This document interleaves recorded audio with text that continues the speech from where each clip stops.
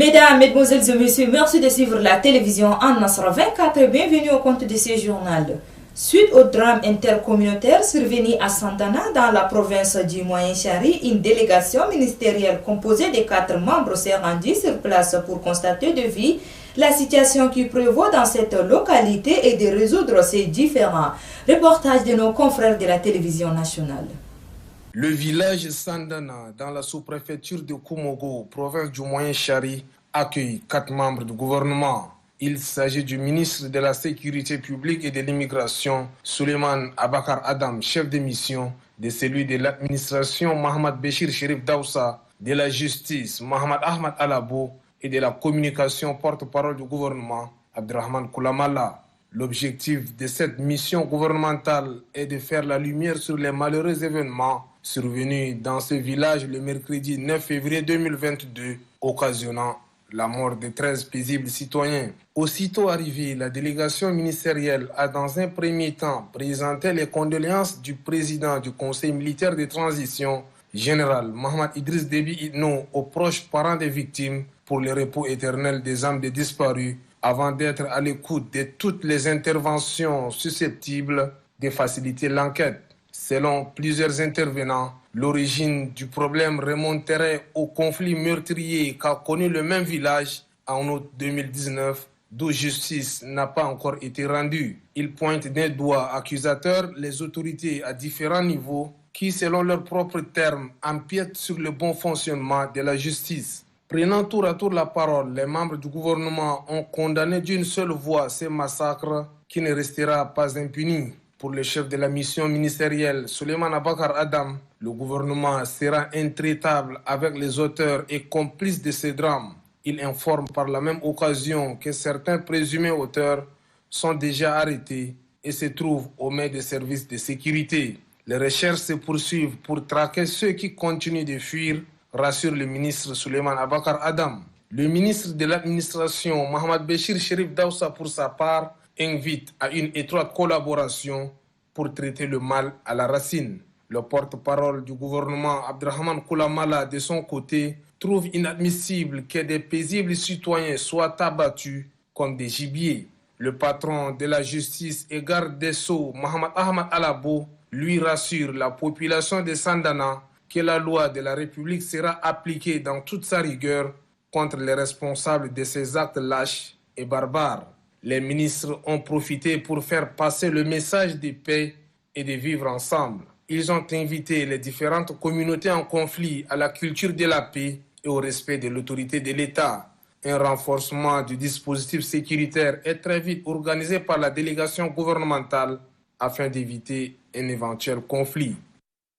Du Moyen-Chari, revenons en Djamena pour parler de la coordination du Festival national des langues locales du Tchad en partenariat avec la direction de l'alphabétisation et de la promotion des langues nationales organise du 21 au 2 mars 2022 le Festival des langues locales, première édition au Palais du 15 janvier. À ce sujet, un point de presse a été tenu ce 12 février 2022 à leur siège au quartier rue des 40 mètres. Suivez un extrait du propos du secrétaire général de la dite coordination, Bemadibé Nanalum, au micro de notre reporter Ahmed Moussa Khalil. Nous vous rencontrons pour vous annoncer le lancement du festival Toumaï des langues maternelles parlées en République du Tchad. Première édition. Et pour la première fois dans notre pays, en témoigne à cette occasion en partenariat avec l'administration générale de la direction de l'alphabétisation et de la promotion des langues nationales d'Aplan et au ministère de l'Éducation nationale, à la Société internationale de linguistique, la CIL, où environ 68 différentes langues sont répertoriées et à ce festival communautaire. Cet événement est source d'une richesse intellectuelle et culturelle dans les diversités des ethnies et des cultures et des langues de notre pays qui reflètent une vision nationale. Ce festival comprend 8 points, 8 activités, à savoir l'exposition des objets d'art, 2. Récits ancestraux. 3. Théâtre et sketch. 4. Présentation des documents historiques et éducatifs. 5. Déguster les anciens mets. 6. Danse traditionnelle ou folklorique. 7. Atelier d'initiation à l'écriture des langues. Et 8. La conférence débat. Enfin, nous invitons les leaders d'opinion, les chercheurs, les universitaires, les chefs traditionnels, les stars en art et les personnels de médias. Chacun contribuera en sa manière au succès de ce festival. Toutes les organisations internationales et les individus concernés par cette activité sont invités à participer à ce festival national. Chaque 14 février est célébrée la Saint-Valentin ou encore la fête des amoureux. C'est l'occasion pour ces derniers de s'offrir des cadeaux.